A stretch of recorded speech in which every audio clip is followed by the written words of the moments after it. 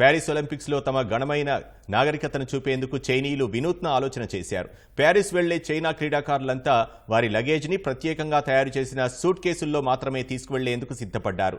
ఆ సూట్ కేసులను టెర్రాకోటా సైనిక రాతి శిల్పాలకు ఉన్న కవచాలను స్ఫూర్తిగా తీసుకుని తయారు చేశారు. సైనికుల కవచాలపై ఉన్న డిజైన్లనే ఈ సూట్ కేసులపై రూపొందించారు. చాలా మన్నికగా, బరువు తక్కువగా ఉండే ఈ సూట్ కేసుల తయారీని ఏడాదిన్నర ముందు నుంచే ప్రారంభించారు.